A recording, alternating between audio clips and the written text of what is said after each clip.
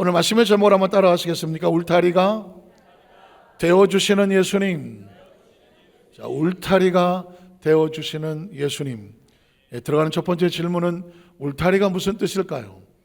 울타리? 저도 오래간만에 써보는 단어 같아요. 울타리. 그래서 아까 키보드를 치는 청년부에 물었습니다. 울타리를 아느냐? 그랬더니 표정이 울타리 정도는 생각보다 연세가 있으시더라고요. 우리 키보드. 울타리를 알아? 우리 중고등학생들 울타리가 무슨 뜻인지 안다. 손 드네. 연세가 있으신 분. 그러니까 이 울타리라는 단어가 많이 쓰는 단어긴 하죠. 야, 너는 그 울타리를 부모님 울타리에서 아직도 못 벗어났어? 뭐 할 수도 있고요. 또 그게 큰 울타리가 되어서 우리를 지켜주었다, 이렇게 쓰기도 합니다. 울타리란 말을 사전에 찾아봤더니 풀이나 나무 같은 것으로 엮어서 어느 지역의 경계를 정하기도 하고 어떤 건물이라든 것을 둘러싸서 보호하기도 하는 그런 것을 뭐라고 말하냐면 울타리라고 말하더라고요. 야구장에 가면 좀 쉬울 것 같아요. 영어로 말하면 펜스라고 말하는데, 홈런을 쳤는데 펜스를 넘겼다, 또 담장을 넘겼다, 그런 단어가 사실은 우리나라 말로는 울타리라고 표현을 하는 겁니다. 자, 그러면 두 번째 질문은 뭐냐면, 울타리는 누가 만들어요? 사람이 만들잖아요. 우리가 만드는데, 그러면 우리는 울타리를 세워놓고 우리가 울타리를 지킵니까? 아니면 울타리가 우리를 지켜줍니까? 울타리가 우리를 지켜주는 거예요. 예를 들면 건물을 정말 열심히 건축해서 지어 놓아요. 그런 다음에 그 건물을 지키려고 밤새 보쳤습니까? 아니면 건물을 잘 지어 놓으면 그 안에서 우리가 편안하게 삶을 살 수 있도록 건물이, 집이 우리를 지켜줍니까? 건물이나 집이 우리를 지켜주는 것이죠. 세상의 원리가 그래요. 성경에 보면 하나님께서 우리에게 말씀을 통해서 끊임없이 가르치시고 알려주시고 때로 명령하십니다. 그런데 우리가 그 명령들을 지키면, 그 명령 지키자고 온 세상을, 온 세월을 호송하는 게 아니라 그 명령과 그 규례를 지켜나가면 그게 우리를 지킵니다. 이해가 되시겠습니까? 신앙이란 뭐냐? 우리가 신앙을 지킨 줄 알았는데 알고 봤더니 그 신앙이 우리를 지키는 것이죠. 오늘 성경에 보면 이스라엘 백성들에게 하나님께서 계명을 지키라고 명령을 하셨어요. 그런데 알고 봤더니 그 계명을 지키면 계명이 우리를 지키고 보호합니다. 왜 자막이 안 나올까요? 한번 따라하세요. 계명을 지키면 계명이 우리를, 나를 지키고 보호합니다. 이 원리를 반드시 기억하십시오. 하나님께서 우리에게 어떤 명령을 하셨을 때에 우리가 지키면 이걸로 끝인 것 아니라 우리가 지키는 그것이 우리를 지킵니다. 자, 성경 출애굽기 20장을 보면 십계명을 우리가 피할 수가 없는데요, 십계명의 명령을 지키면 놀랍게도 십계명이 우리를 지킵니다. 출애굽기 20장 1절 예를 보겠습니다. 하나님이 이 모든 말씀으로 말씀하여 이르시되 나는 너를 애굽 땅 종되었던 집에서 인도하여낸 내 하나님 야훼다. 자, 십계명. 교회 다니고 신앙생활하는 성도들 가운데 십계명을 모르는 사람은 없습니다. 적어도 예수 안 믿는 사람들도 교회 가면 십계명이라는 것이 있다라는 것을 알고 있습니다. 십계명이라고 딱 말하는 순간 뭔가 좀 뭐 이렇게 복잡하고 그걸 우리가 지켜야 되고 어렵고 왠지 십계명이라는 것 앞에서 주눅이 들 수가 있는 거예요. 그런데 기억하십시오. 십계명을 말씀하시는 하나님이 자신의 존재를 드러내시는데, 이 십계명을 말하는 나는 누군지 아느냐? 나는 너를 애굽 땅 종되었던 집에서 어떻게 건져내고 구출해내고 구속해내고 구원해내고, 그래서 어떻게 자유를 주고 축복을 주고 저 가나안 땅으로 인도하기 위해서 너희 가운데 함께하고 있는 하나님이야. 어떤 사람이 나에게 말씀을 할 때 그분이 나쁜 사람이라면 말하는 내용이 두려울 거예요. 그런데 그분이 우리를 가장 사랑하고 우리를 축복하시는 좋으신 분이라고 생각하면 그분의 말은 우리에게 축복이 될 수밖에 없을 거예요. 그래서 하나님은 자신의 존재를 나는 너를 애굽 땅 종되어 집에서 건져내고 인도해낸 하나님이야. 그러니까 내가 너에게 지금부터 말하는 말을 잘 들어야 돼. 왜냐하면 나는 너를 축복하고 건져내고 지켜낼 것이기 때문이라는 거예요. 자, 그럼 그 다음 말이 뭐예요? 볼까요? 너는 나 외에는 다른 신들을 내게 두지 말라.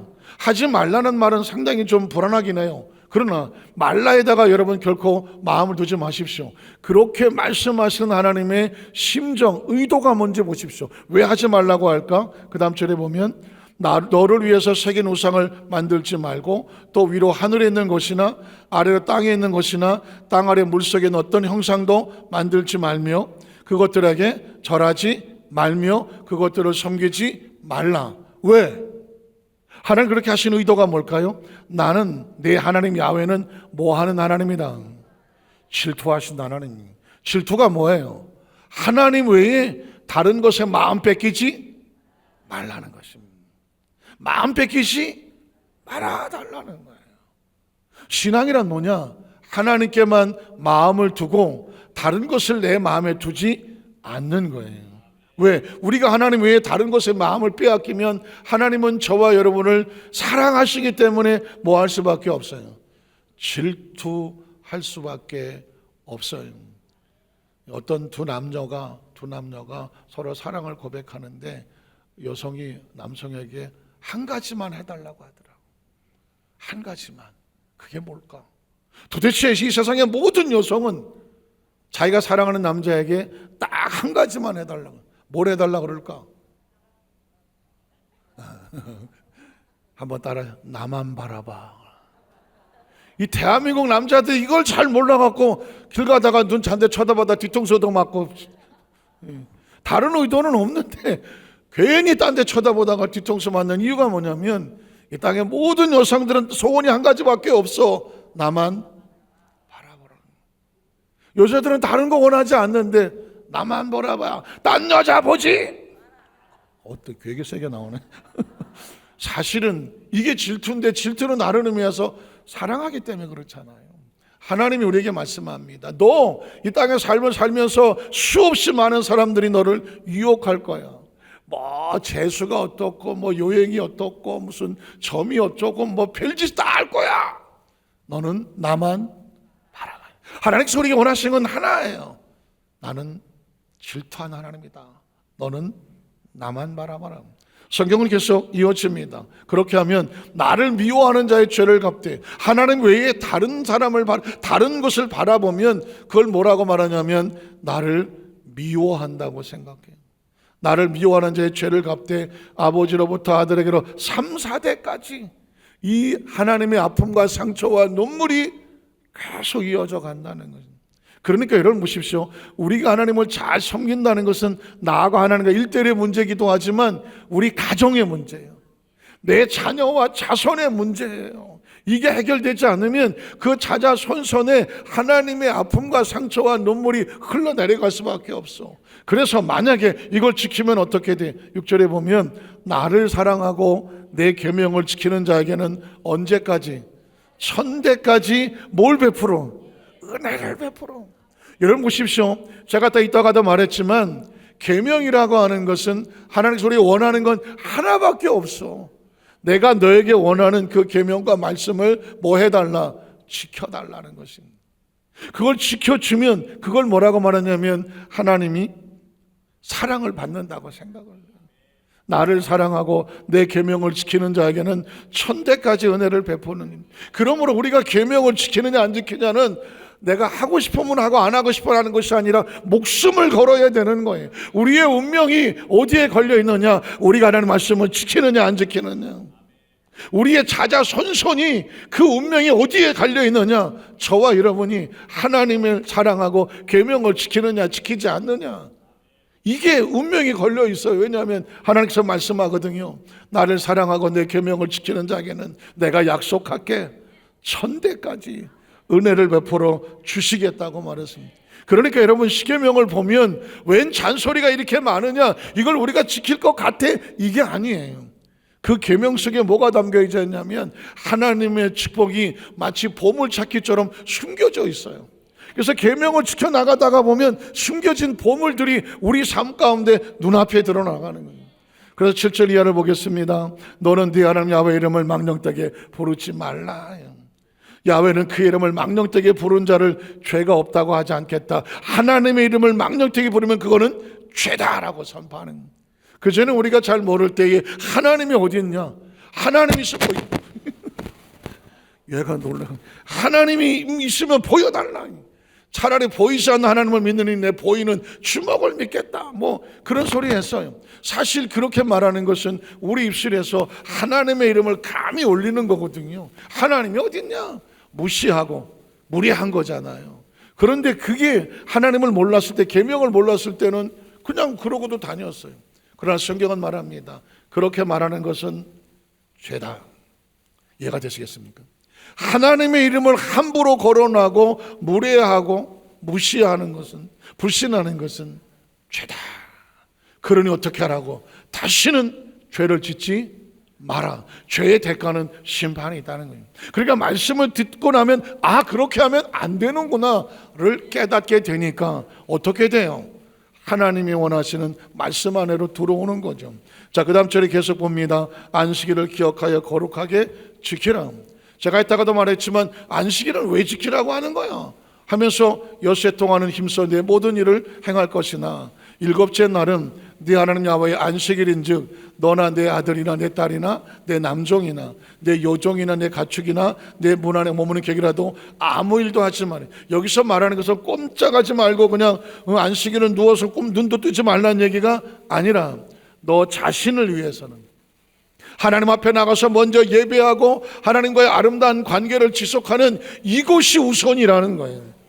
이거를 무시하고 너 자신을 위해서 나쓰는 그 모든 시간을 갖지 말라. 그건 누구를 위한 거냐면 하나님을 위한 게 아니에요. 우리가 이 땅에서 살아가는데 복을 지키고 받아갈 수 있는 우리를 위한 거예요. 한번 따라 하실게요. 안식일을 지키는 것은 하나님을 위한 것이 아니라 나를 위한 것이다. 하나님의 축복을 받게 하려고 안식일을 지키면 안식일이 저와 여러분을 지키는 거예요. 그 의미를 정확하게 알면, 여러분 보십시오. 안식일 날 하나님의 날 예배하러 나오는 날 선착순으로 나올 거예요. 아이고 나는 미인이라 아침잠이 많아서 나 못 나가요 하실 수 있어요. 그러나 기억하십시오. 그 아름다운 미모도 안식일을 지켜야 지켜지는 거예요. 이해가 되시겠어요? 그런 거 안 해보셨어요? 난 너무 이쁘고 아침에 일찍 못 일어나요. 그거 안 해보셨어요? 안 해보셨나? 여러분 보십시오. 내 여종이나 가축이나 내 문 안에 머무는 게 아무 일도 하지 말라는 얘기는 너의 이익과 이득을 위해서 그 시간 하나님 앞에서 하나님의 시간을 사용하지 마라. 자, 그 다음 절에 보면 이는 엿새 동안에 나 야훼가 하늘과 땅과 바다와 그 가운데 모든 것을 만들고 일곱 날에 하나님이 쉬셨으니 너희도 하나님 안에서 쉬어라. 자, 그러므로 나 야훼가 안식일을 어떻게 했어? 복되게 했어. 우리가 하나님의 날에 나오는 이유는 뭐냐면 안식일을 하나님께서 복 있게 하셨고 거룩하게 만드셨기 때문에 하나님의 복된 날에 나와서 그 복을 받을 수 있는 그 기회를 놓치지 말라는 거죠. 그래서 주일이 필요한 거예요. 성경 계속 이어집니다. 13절 보면 내 부모를 공경하라. 여러분, 내 부모를 공경하라도 계명이에요. 도덕이 아니고 윤리가 아니에요.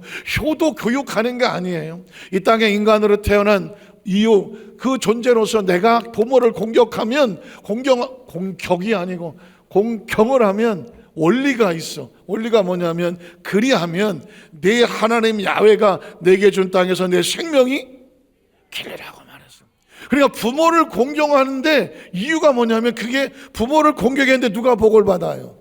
내가 복을 받는 거야. 무슨 부모가 시킨 대로 해라 마라 이런 어떤 도덕과 윤리나 교육과 훈련이 아니라 인간의 존재 자체의 생명의 원리는 뭐냐? 하나님 말씀하시기를 내가 내 부모를 소중히 여기고 공경하면 하나님은 너를 내게 준 땅에서 내 생명이 장수하도록 원리와 원칙을 새겨 놓았다는 것입니다.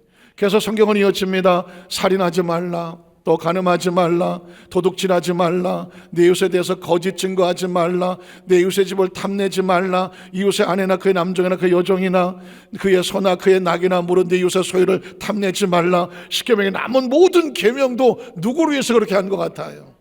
나를 위해서 그렇게 한 거예요. 어떻게 생각하세요? 우리 중고등학생들 있으니까 제가 우리 중고등학생들 시절에 고2 때인가 뭐 중3 때 고1인가 하는 하여튼 청소년 시기에 저는 어렸을 때부터 교회를 다녔거든요.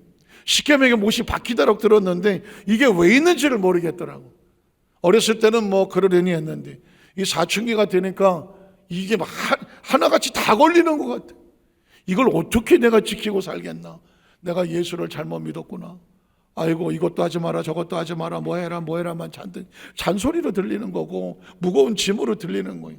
근데 마침 제가 어렸을 때 교회 다닐 때 전도사님이 총신대 나오신 이제 전도사님이 있는데 제가 도전을 했어요. 아 전사님 십계명 꼭 지켜야 됩니까? 좀 껐떡껐떡하게 물었겠죠. 그랬더니 왜 그러냐고 그러더라고. 아 내가 어렸을 때 교회를 다녔는데 십계명이 힘들어서 나 못 지키겠다. 뭐 하지 말라 나. 아 괴롭다고. 그래서 장로교회 예정설이라는 게 있는데 어차피 예수 믿을 사람은 아무리 죄를 지어도 죽기 전에 구원시켜 주신다면서요. 어차피 천국 못 갈 놈은 아무리 열심히 다녀도 뭐 너 예정하지 않았어 그러면 구원 못 받는다면서요. 그래서 저는 좀 나중에 좀 세상에서 놀다가 좀 어떻게 좀 늙음하게 그때 예수 믿어도 되지 않을까요? 왜냐하면 그분이 나를 구원시켜 예정했다면 건져주지 않으실까요? 지금도 그 전사의 얼굴이 생각이 나요. 얼굴이 빨개갖고 이걸 어떻게 해야 되나 뭐라고 했는지 난 기억이 안 나는데 그분이 상당히 당황하셨던 제가 오늘 도발적으로 했더니 지금 생각하면 이게 얼마나 철없는 짓이에요. 세월이 지나서 보니까 십계명이라는 것은 나를 괴롭히려고 있는 것이 아니라 나를 지켜주려고 있는 거더라고. 계명의 의미를 하나하나 알면 그 계명대로 살아가면 누가 안전해요? 저 여러분이 안전한 거예요. 그래서 여러분 계명을 지키면 계명이 나를 지킨다는 사실을 아셔야 돼요. 성경에 보면 그 말씀을 하고 나서 바로 이어서 제단을 드리라고 말씀을 하세요. 제단을 쌓고 제물을 드리라고 명령을 하는데 이 제단은 또 왜 쌓아? 제물을 왜 드려? 그런데 여러분 보십시오. 제단과 제물은 우리 것을 빼앗아가는 것이 아니라 하나님의 축복을 내려주시는 통로가 된다고 말하고 있어요. 20장을 보실까요? 22절 이하를 보면 야훼께서 모세에게 이르시되 너는 이스라엘 자손에게 이같이 일러라.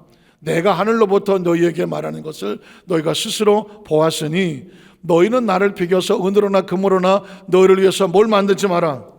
신상을 만들지 마라.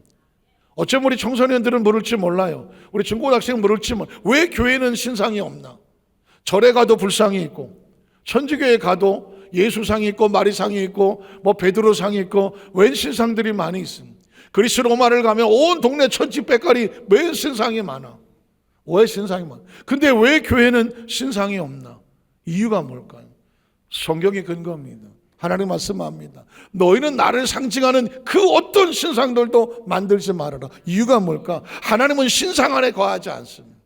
어떤 신전 안에 거하지 않습니다. 기억하셔야 돼요. 하나님은 어디 계시는가? 저와 여러분의 마음속에 계셔요. 여러분은 가장 소중한 것을 마음에 두잖아요. 이 안에 너 있다. 잘 모르시는가요? 이 안에 너 있다. 너무 사랑하는 사람에게 그런 대사가 있었습니다. 내 안에 너 있다 그랬습니다. 가장 소중한 것은 마음에 드는 거거든요. 하나님은 저 멀리 구만의 장천에 있지 않아요. 내가 하나님을 소중히 여기서 내 안에 있으면 하나님이 내 안에 계시는 거예요.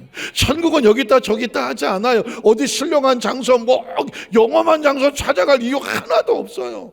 하나님은 저와 여러분이 하나님을 인정하고 소중히 여기고 하나님을 소중히 여기고 경외하면 하나님은 우리 안에 있는 것이고 천국은 여기 있다 저기 있다 하지 않으니 너희 안에 있다는 것입니다. 하나님께서 우리에게 원하시는 건 딴 거 아니에요. 너는 나만 바라봐 그랬던 것처럼 네 안에는 누구만 있기를 원한다? 하나님만 있기를 원하는 거예요. 그래서 여러분 우리 교회는 기독교회는 신상이 없어요.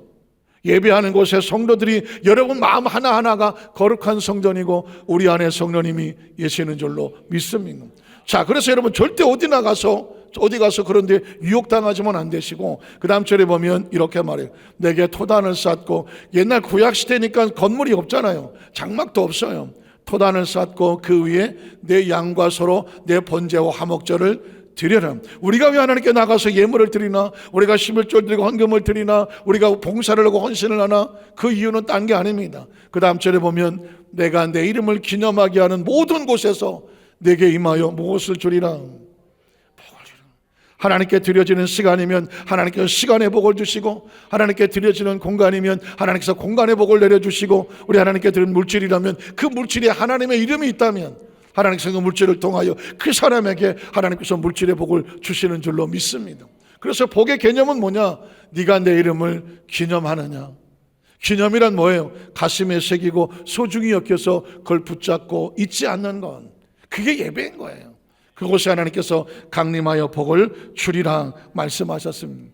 그러면 여러분이 어떤 법과 계명을 지킨다는 것은 이건 지킬 게 많아가 아니라 하나하나가 그 계명을 지키면 계명이 누굴 지킨다? 나를 지킨다는 것입니다. 제가 몇 년 전에 양지동 쪽에 어떤 이제 행사에 참여할 일이 있어서 가는데, 가다 보니까 4차선인데 양재동 굉장히 복잡하거든요. 그 고속도로 빠져서 막 가는 쪽에 4차선인가 이 공사 때문에 2차선으로 줄더라고요. 차선을 옮겨서 안으로 들어가야 돼요. 그래서 옮겨가려고 봤더니 뒤에 백미러를 봤더니 제법 거리가 있었어요. 그래서 깜빡이를 켜고 서서히 안으로 들어가는데 갑자기 우지직 하는 거예요.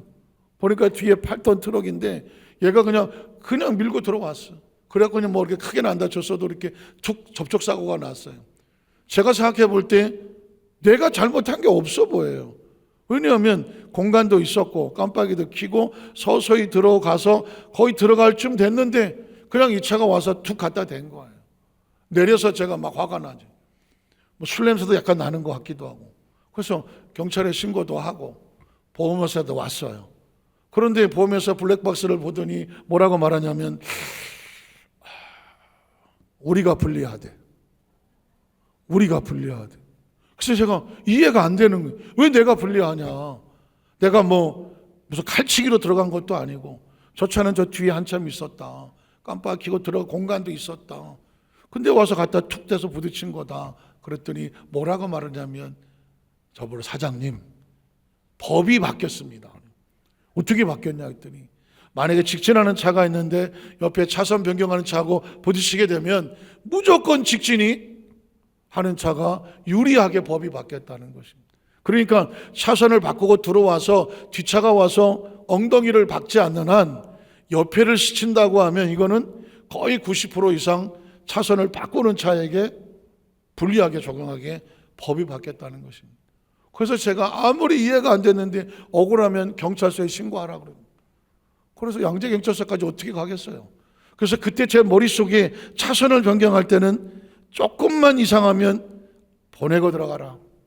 제가 이제 저의 머릿속에 박혀 있는 거고요. 제가 여러분에게도 말씀을 드리는 거예요. 차선을 바꿀 때는 무조건 안전하지 않으면 섣불리 진입하지 마라. 만에 하나 접촉사고가 나면 90% 이상 차선을 바꾼 차가 불리하다. 제가 이렇게 여러분에게 신신당부하잖아요. 이유가 뭘까? 신명기가 그래요.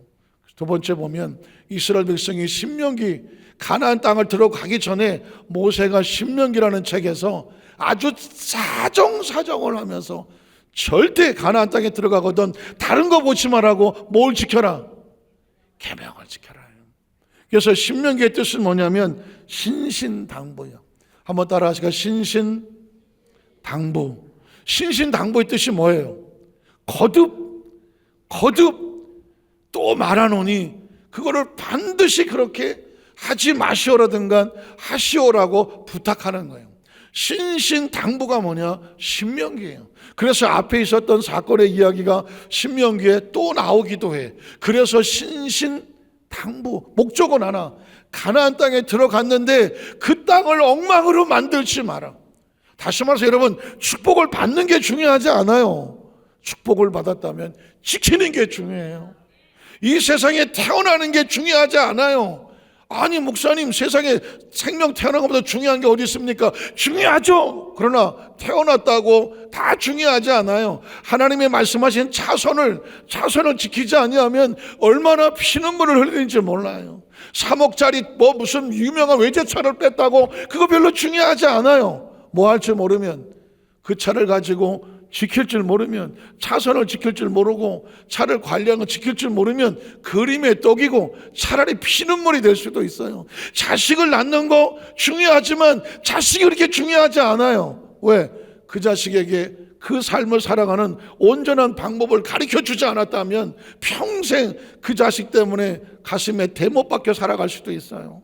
그래서 모세는 하나님 말씀을 받아서 가나안 땅 중요하지, 430년 동안 아브라함, 이삭, 야곱에게 그 약속하신 땅이니까 중요하지. 그러나 그 땅이라고 할지라도 들어가서 계명을 지키지 않으면, 말씀을 지키지 않으면 아무 의미 없어.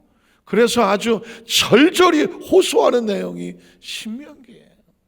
자, 그래서 성경을 한번 읽어보도록 하겠습니다. 자, 하나님의 계명을 지키고 붙어 있어야 생명은 지켜지는 거야. 신명기 4장 1절로 4절에 보면, 이스라엘아, 이제 내가 너에게 가르치는 규례와 법도를 듣고, 끊임없이 나올 거예요. 규례, 법도, 율례, 계명 다 같은 말이에요.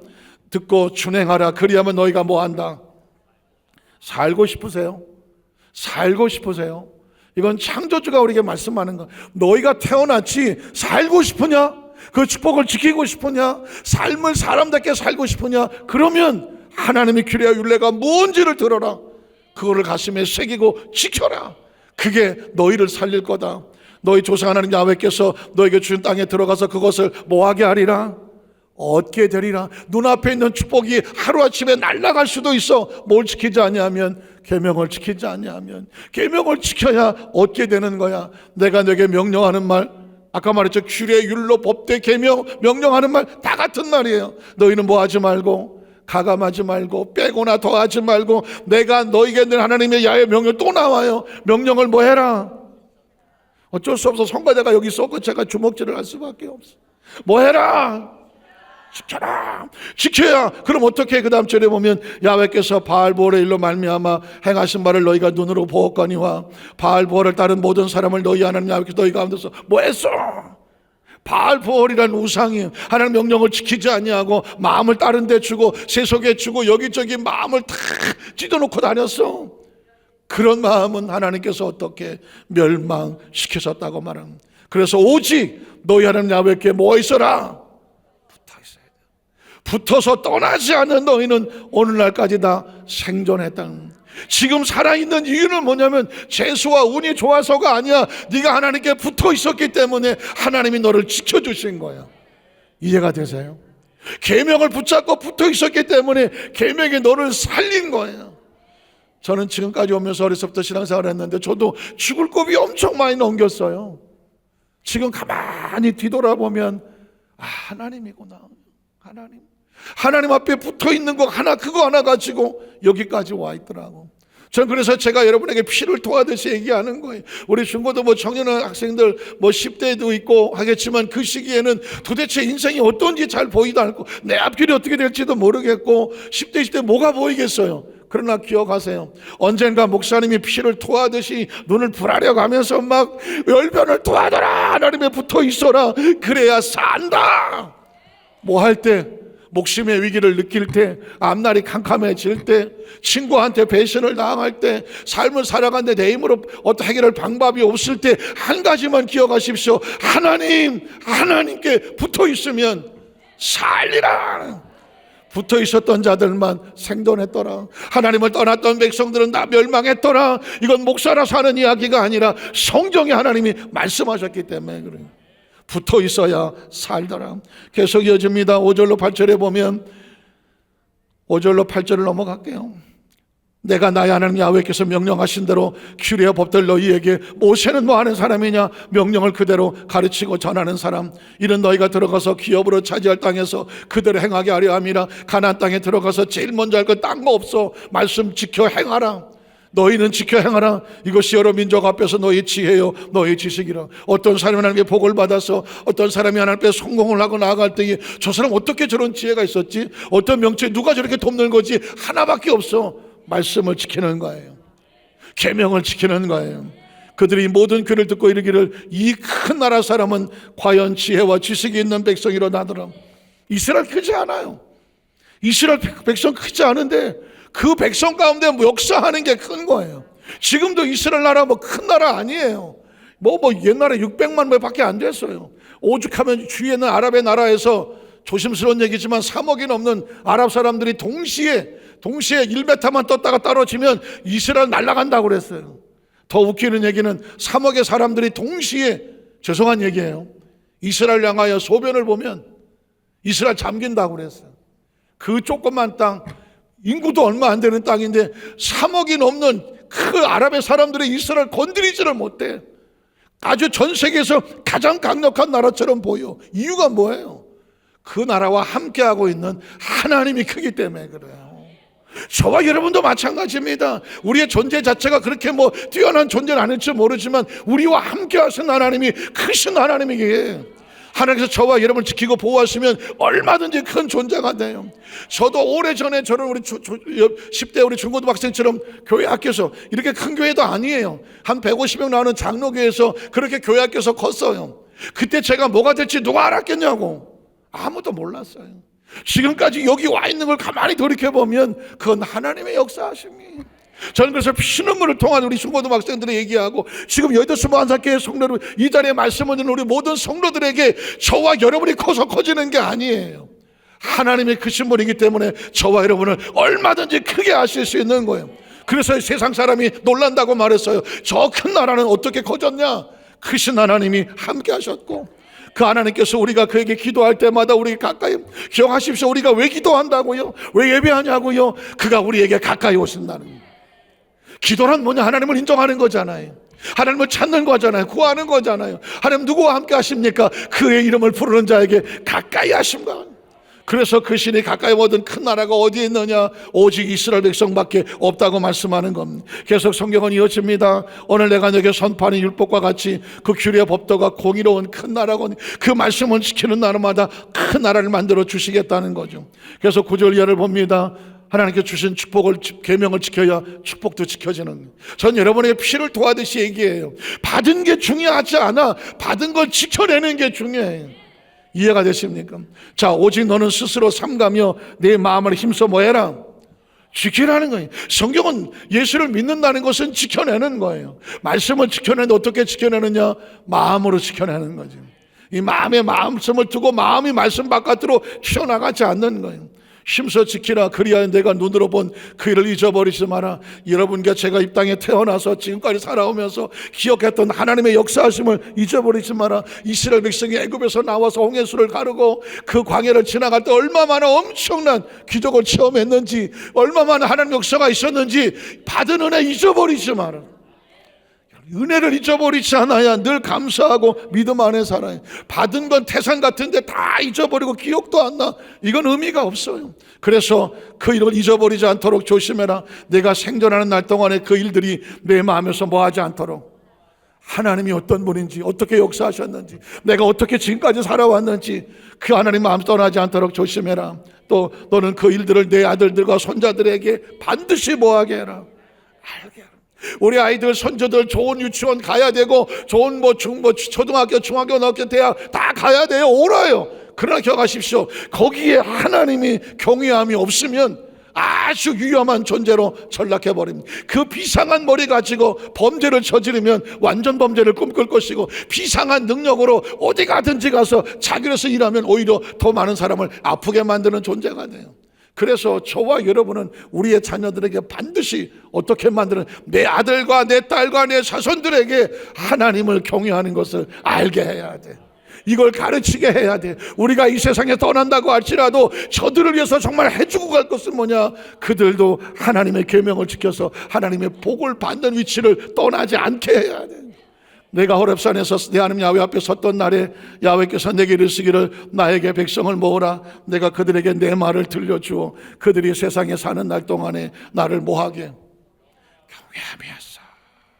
오늘도 예배하고 말씀을 듣고 오려면서 우리가 예배를 들고 나갈 때 하나님 은혜에 감격하고 말씀에 감격하고 하나님 나를 또 어떻게 살아갈까요? 그 말씀 붙잡고 가면 어떤 게 오더라도 이거 아닌 건 던져버리고 이 길이 아니구나 던져버리고 말씀대로 동행하게 되는, 이걸 배우는 게 예배야. 이게 선포되는 게 말씀이고 이대로 살겠다고 하는 게 기도와 찬송이고 예물이고 헌신이고 봉사 아니에요.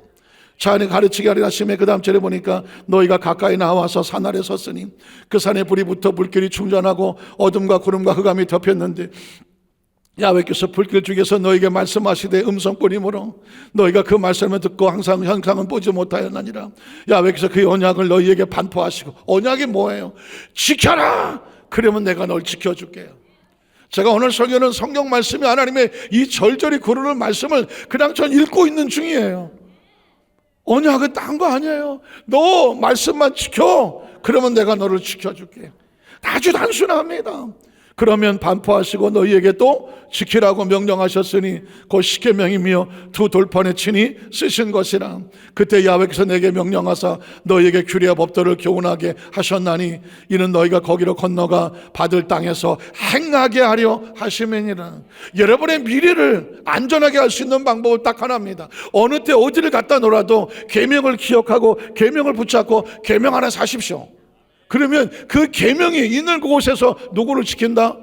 저와 여러분을 지켜낸다는 것입니다. 미래가 불안하십니까? 미래가 두려우십니까? 염려 걱정할 거 하나도 없습니다. 어디다 갖다 놓더라도 내가 계명을, 내가 하나님 올바로 서 있으면 그것이 축복의 땅이 됩니다. 기적의 땅이 되고요, 내 삶은 길이 열릴 수밖에 없습니다. 문제는 내 있는 환경과 여건이 아니에요. 내 속에서 이 규례와 율례 법도를 지키느냐 지키지 않느냐 내 마음에 있는 거예요. 이걸 지키면 너는 어디 가서라도 복 있는 존재가 된다고 말씀하고 있습니다. 그래서 이스라엘 백성들에게 유대인은 지금도 목숨 거는 게 뭐냐면 자녀들에게 유태인의 교육이라고 해서 끊임없이 말씀을 반복해서 가르치는 거예요. 신명기 6장 1절로 3절에 보면 이는 건 너희 하나님 야훼께서 너희에게 가르치라고 명하신 명령과 규례와 법도라. 여러분 보십시오. 신명기는 신신당부라고 그랬어요. 그러다가 보니까 이 출애굽기에 분명히 성경이 있는데 똑같은 내용이 신명기에 또 나오고 또 나와. 이유가 뭘까요? 신신당부야. 신신당부야. 그래서 나오는 얘기, 반복되는 게 규례, 법도, 명령, 내가 내게 명한 것, 이 얘기가 계속 나와요. 너희가 건너가서 차지할 땅에서 행할 것이니 곧 너와 네 아들과 네 손자들이 평생에 네 하나님 야훼를 뭐 해야 돼? 경외하며 내가 너에게 명한 또 모든 규례와 명령을 지키게 하게 한 것이며 그래야 내 날들이 어떻게 돼? 장구하게. 사실은 이 땅의 삶을 살면서 각자 정하신 수가 있겠죠. 얼마나 오래 살아야 될지는 모르겠지만 하나님의 의도를 보면 성경에 뭐라고 되어 있냐면 나는 네가 장구하기를 원한다. 하나님의 명령을 지키면서 하나님의 복을 받아서 그 복 가운데서 나누어 주어 구워 부여 베풀어 주면서 영향을 미치면서 거룩한 공동체를 이끌어가는 리더자가 되고 내 날이 장구하기를 원한다. 우리가 장수해야 될 이유는 뭐냐면 저 사람은 저렇게 해서 하나님께 복을 받은 사람이야. 우리가 오래 사는 동안에 우리의 배후에 누가 있음을, 하나님이 있음을 알게 해야 돼. 올해는 살았는데 저 사람 뒤에 누가 있는지를 모르겠어. 의미가 없어요. 저는 우리 여도수 환자교회 성도들이 날수가 장구한 것이고 배후에 하나님이 드러나시기를 주의 이름으로 축복합니다. 그 다음 절에 보니까 이스라엘아 듣고 삼가 그것을 두 개예요. 지켜라, 행해라, 순종해라. 그리하면 내가 무엇을 받느냐? 복을 받고 내 조상들 하나님 야훼께서 내게 허락하신 것 같이 젖과 꿀이 흐르는 땅에 들어가서 내가 크게 뭐하리라? 번성하리라. 제가 말씀드렸습니다. 받는 거 중요하지 않아. 들어가는 거 중요하지 않아. 물론 중요하겠지만 더 중요한 거 지켜내는 게 중요해요. 그게 지금 이 신명기에 신신당부하고 있고요. 8장 11절 20절에 보면 내가 오늘 내게 명하는 야훼 또 나와요. 이거 아까 한 것 같은데 또 나와. 아까 한 것 같은데 또 나와. 왜 그럴까요? 신신당부예요. 그러니까 어떻게 해서 이 가나안 땅에 들어갔는데, 저와 여러분 어떻게 해서 예수 믿었는데, 어떻게 해서 여기까지 지금 살아왔는데, 지금 이 삶을 가지고 있는데, 성경은 우리에게 말합니다. 그걸 지켜내야지. 그걸 지켜야지. 그걸 잘 지켜야 더 큰 걸 주지. 있는 것도 지킬 줄 모르는데 어떻게 더 큰 걸 줄 수 있겠어. 그러므로 입을 넓게 열려면 네가 먼저 지키는 그 모습을 보여줘요. 내가 오늘 내게 명하는 야훼의 명령과 법도와 규례를 지키지 아니하고 내 하나님 야훼를 잊어버리지 않도록 삼갈지어다. 내가 먹어서 지금부터는 뭐냐, 너희가 들어가면 반드시 복을 받을 거야. 복을 받게 되면 그 복이 어디서 왔는지를 생각하고 네가 재수가 좋고 운이 좋고 능력이 있어 네가 받은 복이라고 절대 교만하지 마. 왜? 하나님의 주신 복은 하나님을 잃어버리면 날아가게 돼 있어. 그 얘기를 하는 거예요. 자, 내가 먹어서 배부르고 아름다운 집을 짓고 거주하게 되며 또 소와 양이 번성하며 내 은금이 증식되며 내 소유가 다 풍부하게 될 때에 내 마음이 교만하여 내 하나님 야훼를 잊어버릴까 염려하노라. 야훼는 너를 애굽 땅 되었던 집에서 이끌어내시고 하나님이 하신 거예요. 너를 인도하셨어. 그 광대하고 위험한 광야, 곧 불뱀과 전갈이 있고 물이 없는 간조한 똥을, 그때 지나간 모든 과거 힘든 삶을 하나님이 지나가게 하셨어. 또 너를 위해서 단단한 만석에서 힘들고 어려운 상황 가운데에 물을 내서 생명을 주셨어. 내 조상들 알지 못하던 만나를 광야에서 너에게 먹이신 것은 하나님이야. 그런데 그런 과정 속에서 너를 낮추시며 너를 시험하사 마침내 그 마음이 하나님 말씀을 지키는지 안 지키는지를 시험하고 지켰기 때문에 내게 복을 주려 하심이었느니라. 그러나 네가 마음에 이르기를 내 능력과 내 손의 힘으로 내가 이 재물을 얻었다 말할, 교만하여 사람을 잊어버린 사람이 있다는 거예요. 그때 내 하나님 야훼를 반드시 뭐해라? 기억해야 돼. 반드시 기억해야 돼. 내게 주어진 모든 거, 아침에 눈을 뜨는 것조차도 내 능력이 아니야. 하나님의 은혜의 힘을 기억해야 돼. 왜냐하면 그가 내게 뭘 줬어요? 재물 얻을 능력은 누가 주는 거예요? 하나님이 주셔요. 우리에게 재물이 필요한 걸 아셔요. 물질이 필요한 걸 아신다고요. 그리고 물질을 주시기를 원하셔요. 문제는 뭐냐? 그 물질이 하나님이 줬다는 것만 잊어버리지 말라는 거예요. 이같이 하시면 내 조상들에게 맹세하신 언약을 오늘같이 뭐 하려고? 이루려 하심이니라. 내가 만일 네 하나님 야훼를 잊어버리고 다른 신들을 따라 그들을 섬기고 그들에게 절하면 내가 너에게 증거하노니 너희가 반드시 뭐 할 수밖에 없어. 신앙은 하나님 말씀을 지키는 것, 은혜를 잊어버리지 않는 것. 그러나 이걸 잘못하면 잊어버릴 수구나 있구나, 경계심도 알아야 돼요. 멸망할 것이라. 그 다음 절에 보면 야훼께서 너희 앞에 멸망시킨 민족들 같이 너희도 멸망하리니 이런 너희가 너희 하나님 야훼 소리를 뭐하지 않아서 청종하지 아니하면 반드시 잊어버린다는 거예요. 자, 그래서 제가 아까 안식일을 지키면 안식이 우리를 지킨다고 말씀했습니다. 자, 말라기로 넘어가 볼게요. 말라기 3장을 한번 가볼게요. 앞에 부분 제가 좀 생략을 하겠습니다. 그리고 말라기 3장에 가면 우리가 왜 11조를 드리나, 우리가 왜 감사의 예물을 드리나, 제가 아까도 말씀드렸지만 하나님께 드려지는 시간, 공간, 물질, 이 모든 것은 하나님께서 우리로 하여금 앗아가려는 것이 아니라 그게 축복의 통로가 돼요. 물질, 우리가 물질을 지켰을 뿐인데 그 물질이 우리를 지킨다고 말하면, 만군의 야훼에게 이르노라. 너희 조상들의 날로부터 너희가 나의 규례를 떠나 지키지 않았어. 말라기는 구약 성경의 마지막이에요. 그 마지막에 하나님의 처절한 외침이 나오는 거예요. 마지막. 그리고 나서 400년이 지나고 나서 예수 그리스도가 탄생을 합니다. 그러니까 예수님 탄생 전에 구약의 하나님의 처절한 외침을 들어보십시오. 그런즉 내게로 돌아오라. 그러면 나도 너에게로 돌아가리라 하였더니 이스라엘 백성이 이르기를 우리가 어떻게 하여 돌아가리까 하는도다. 사람이 어찌 하나님의 것을 도둑질하겠느냐. 그런 너희는 나의 것을 도둑질하고도 말하기를 우리가 어떻게 주의 것을 도둑질하였나이까 하는도다.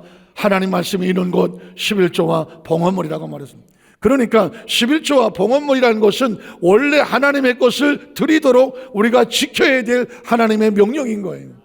자, 너희 곧 온 나라가 나의 것을 도둑질하였으므로 너희가 저주를 받았다니.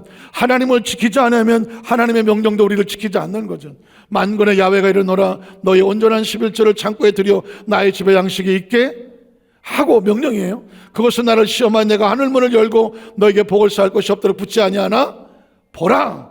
자, 이유는 뭐냐? 그 다음 절에 보면 너희가 이 계명을 지키면 11조와 감사의 예물을 지키면 만군의 야훼가 이르노라 내가 너희를 위하여 메뚜기를 금하여 너희 토지 소산을 먹어 없어지 못하게 막을 것이고 너희 밭에 포도나무 열매가 기한 데 떨어지지 않게 하실 것이고 너희 땅이 아름다워짐으로 모든 이방인들이 너희를 복을 받았다고 하리라. 만군의 야훼의 말이라고 말했습니다.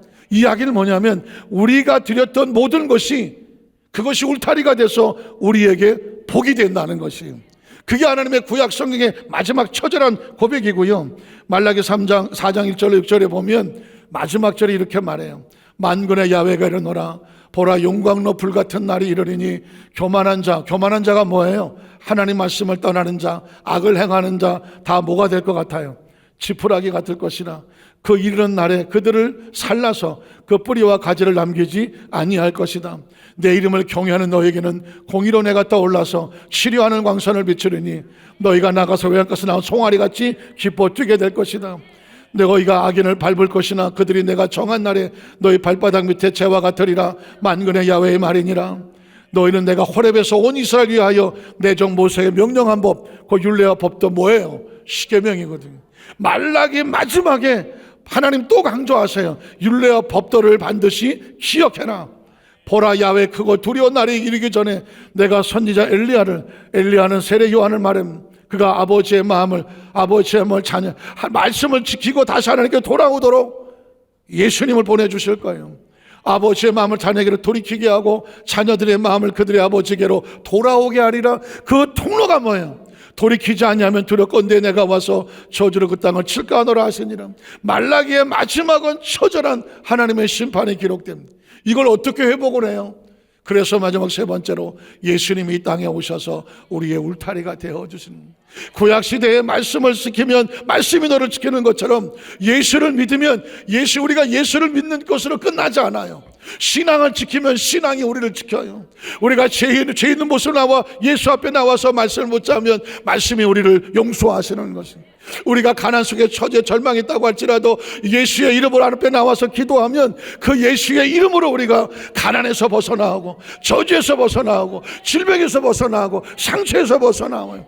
아까 마태복음 8장에서 말씀하시기를 예수께서 우리의 모든 연약한 걸 다 담당하시고 병을 짊어지셨다 울타리가 되신다는 것입니다. 이 땅의 삶을 끝나 갈 때가 있어요.